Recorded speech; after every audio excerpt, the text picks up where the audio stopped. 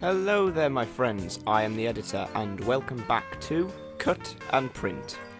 Here I look at episodes suggested by you, the audience, and review them accordingly. I welcome you all to the first review of the Rainbow Story Arc. As a reminder for those who didn't see my announcement video, these reviews will only be focusing on the Season 4 episode resolving around the Chest of Harmony. So how about we get started? This is Princess Twilight Sparkle.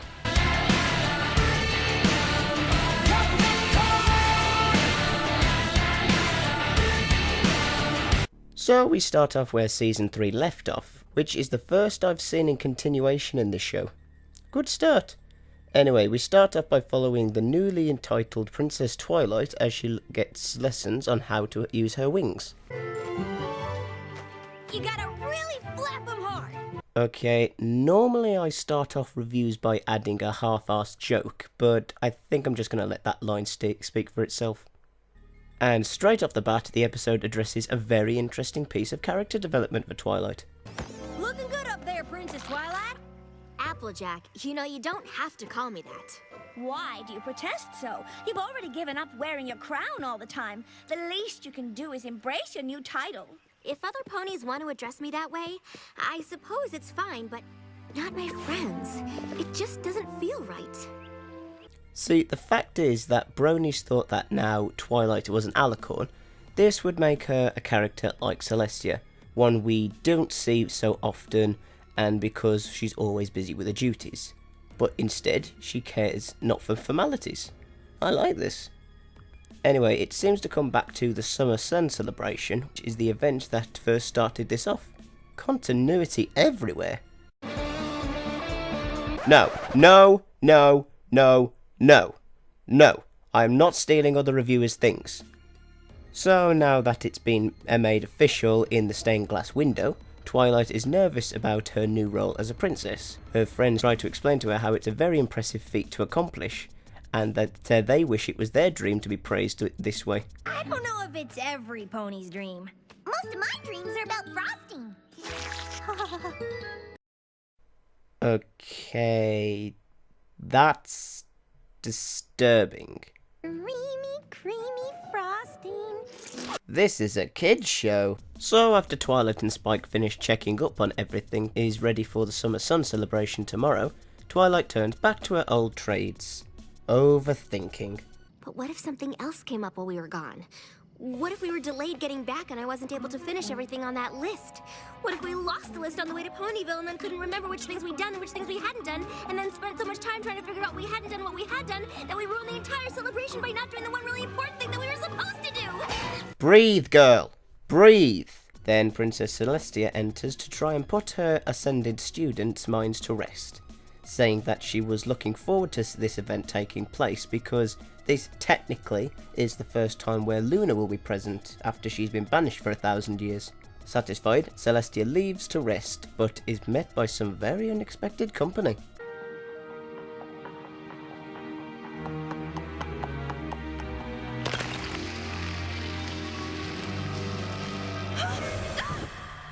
Cut back to Twilight, who wakes up to find what the hell?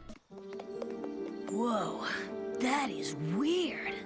Okay, that is impressive right there. Day and night together?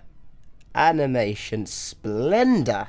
So yeah, this starts to freak every pony out, even Twilight, until the Royal Guards reveal some pressing news. It's Princess Luna and Princess Celestia. They're gone! Uh-oh, I smell trouble a-brewing. This leads to another good point to address. This is why we have come to you. We await your command. My command? We're officers of the Royal Guard. We take our orders from royalty. With Princess Luna and Princess Celestia gone, and Princess Cadance overseeing the Crystal Empire now, that means we take our orders from you. Princess Twilight, there's no time to waste. We need to know what you want us to do. Now comes the time for continuity within the episode, out of the episode.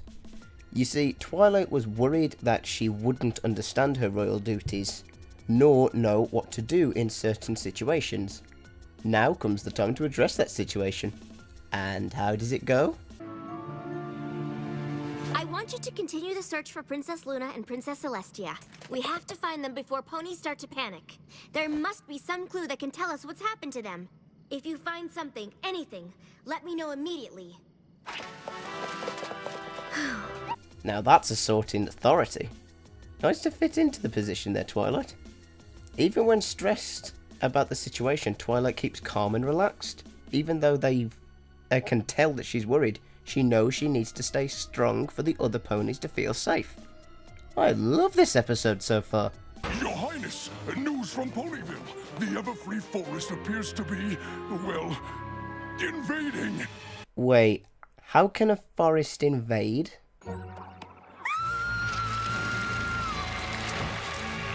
Oh, that's how. Don't ask for shit, Eddie. Pat, this isn't my fault. It's always your fault! Oh, shut up, Fotis. So yeah, this escalated quickly into a horror movie. In fact, this is quite reminiscent of a Tim Burton Nightmare Before Christmas. The curled plants, the eerie way they look like something out of the mad scientist laboratory gone wrong. I really do like this stuff. And so when Twilight rejoins her friends, that informs that Celestia and Luna...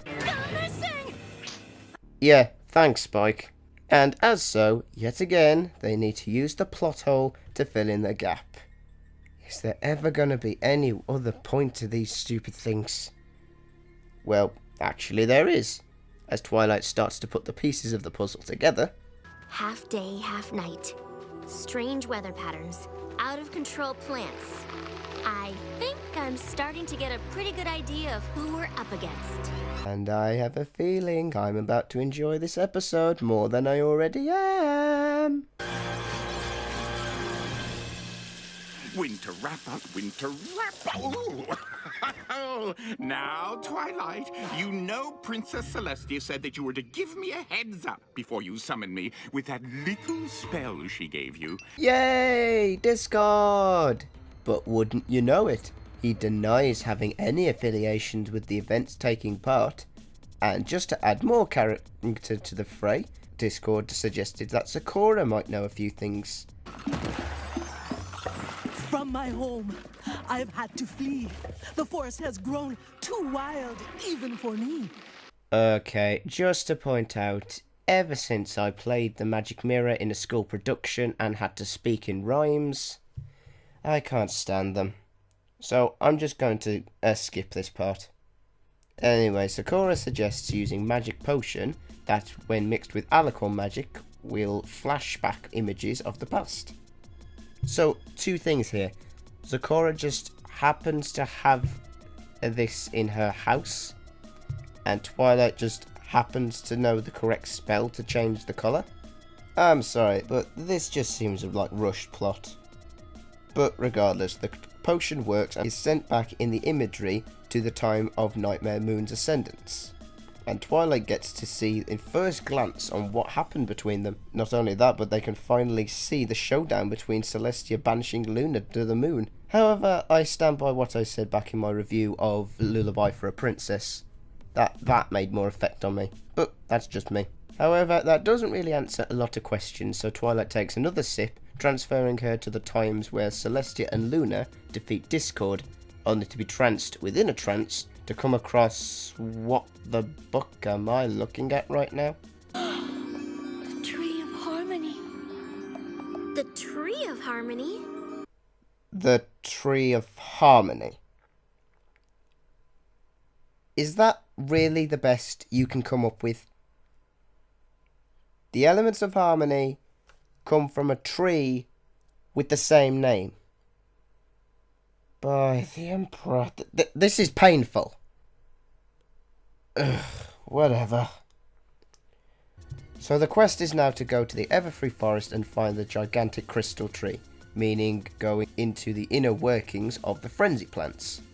I think Discord puts it best. Oh, I'm going to need more popcorn. So the main six head into the Everfree Forest. Emperor only knows what they can find in there.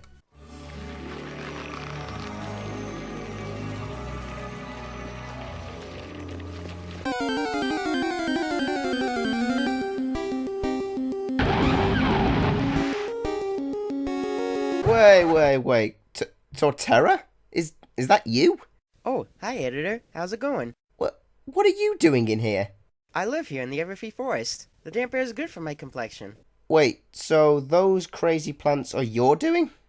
Okay, I find that highly offensive. Just because I'm a grass type doesn't mean I know Frenzy Plant. I mean, I do. But that's beside the point. No, I didn't. And I think I deserve an apology from you for offending my type. Okay, look, we can get onto the biology of you Pokemon later, but first... Wait, what do you mean, you Pokemon? Okay, I'm gonna go now. I will get my revenge on you, Grey Equine, if it's the last thing I do. Anyway, as they carry on, they come across a pool to hop over, but gets interrupted by a crocodile made out of rocks. Wow! Okay, this is on par with the Timberwolves for animation. Look at the design of that thing! Sorry. Okay, I could go on about this for ages, so let's carry on. After they tie it up, it leads to yet another interesting point that the episode addresses, to Twilight's role as a princess now. Well, who knows what else is gonna come after us? You know, maybe it wouldn't be such a bad idea for Twilight to go back to Ponyville and let us look for the Tree of Harmony without her. What? The rest of us aren't princesses. What's that got to do with anything? Princess Celestia and Princess Luna are gone. If something happened to you, I just don't think Equestria can risk losing another princess. All of you feel this way? Feel like I shouldn't be here? It is probably for the best. Now that is a very touching thing to watch. The fact that the main six know that Equestria depends on the guidance of the princesses in order to survive. And with 2 out of 4 missing, it's gotta be hard to contain order.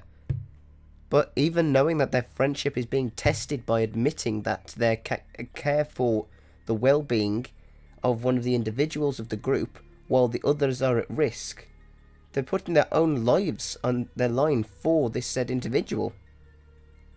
That's quite brave. It's just a little unfortunate that they forgot that they need Twilight in order for the elements of harmony to work in the first place. Sorry, but that was the whole reason to set out in the first place. And now you're completely forgetting that point? Coming back to Ponyville, Twilight tells Discord why she came back, resulting in, well, how can I word this? Skin-crawling, convincing conversation? All you did was choose to keep your precious princess self out of harm's way while your friends thrust themselves right into it. I'm sure you'll all be the best of pals again when they return from their terrifying yet deeply bonding experience that they're having without you. Ooh, you sly son of a bitch, Discord. I see what you did there. Okay, I'm sorry, but I'm just going to quickly bring this part up to speed because it's not paced quick enough for me. Simply put, the other 5 ponies find the tree and realise they need Twilight all along. What a surprise. And so at some point Twilight gets attacked by plants and gets saved for the realisation that they went wrong all along. You good? Great. Okay, let's get back to the important part. So as the reunited main 6 find the Tree of Harmony, something wonderful happens. Something I am so glad happens. Twilight comes to the decision that in order for the tree to live, the elements of harmony need to be given back. Yes! No more plot hole! Sorry. But seriously, they've been overdone in the filler for too many times. Now, out of all of the things addressed in this episode so far, this is by far the best of them all. The elements of harmony did bring us together, but it isn't the elements that will keep us connected. It's our friendship, and it's more important and more powerful than any magic. My new role in Equestria may mean I have to take on new responsibilities, and our friendships may be tested, but it will never, ever be broken. And that fills in Gentle Cults in why this series has the best 2-parter ever written. Seriously, everything is addressed. So the Tree of Harmony reveals that the plants had Celestia and Luna captured next to the whole time. No idea why, but whatever. And the elements are no more, but not before presenting us with the main focus of this series. 6 locks, 6 keys. I do not know where they are, but I do know that it is a mystery you will not be solving alone. And that right there is the reason I'm doing this arc to begin with. It's just a bit weird having watched that video and not learned a lesson of friendship at some point. Or so you think. How'd all this happen now? I have no idea. Those seeds I planted should have sprouted up ages ago. What did you say? Well, obviously things didn't go according to my original plan. My plunder seeds should have stolen the magic from the Tree of Harmony and captured Princess Celestia and Princess Luna thousands of moons ago. Alas, it seems, the tree had enough magic to keep the seeds from growing up big and strong. Until now, that is. You realize this is information we could have used hours ago? And rob you of a valuable lesson about being princess? What kind of friend do you think I am? Ooh, you sly devil, you. Teaching a lesson while being a total ass? I love it! And that was Princess Twilight Sparkle, and wow, my Emperor, there is so much to love about this episode. So, let's break this down. The story takes no time in making you hooked into what the characters are going through now that they're important roles to play, and you can feel the emotions and the stress that they are going through because of it. Whether they're happy for it, worried, sad, or just left out. It's true, there are many fans worried that Twilight's character was going to be written poorly from now on because of her princess stature. But watching this, the writers know what they have, an opportunity to make her learn more, even though she isn't a pupil anymore. And that's just about the one character. The rest of the story is nicely written piece that backtracks her to the times where everything is explained for reasons why. Even though I thought that the Tree of Harmony was yet another plot hole, I can just count that as a nitpick. And as far as I'm concerned, there was only one minor flaw in the story, that being that the main 6 split up even though it's obvious that they needed to stay together in order to get this finished. But like I said, a minor annoyance. And at least you can understand the reasonings why they did this. So if you couldn't tell already, story gets gold. As for animation, Holy Emperor, the animation in this was amazing. From the feel to the atmosphere to the design of the plants, it's so maniacally entertaining. And so many feels. There are just too many good points to point out at this. Such as the new lighting and shading effects to the emotions, the characters, the objects that they interact with, and holy crap, did Luna just explode into a sun? And then you have Discord, who obviously is going to have the best animation ever, being the most fourth wall breaking villain. Putting aside the fact that he can manipulate reality, so you can expect that to be having some crazy stuff putting out. Again, animation gets gold. Lastly, there is the moral. Like I said, we've been so used to getting friendship letters being learnt at the end of every episode up to season 3 now. So now that the student has ascended, what else is there to learn? Thankfully, a lot. It's mainly focused on what Twilight can learn now being a princess, and it addresses the problems that many can cause plot contrivances. Also, it makes us feel sorry for her in the way that she knows that she has a job to do and a new role, and that she doesn't know what to do with it yet. She and her friends will find it out together. To put it simple, the moral is, even though you don't know where you belong, trust in yourself and your friends, and you will find out the truth together. Wrapping this up, moral gets gold. Well, there you have it, my friends, and thus starts the beginning of the Rainbow story arc.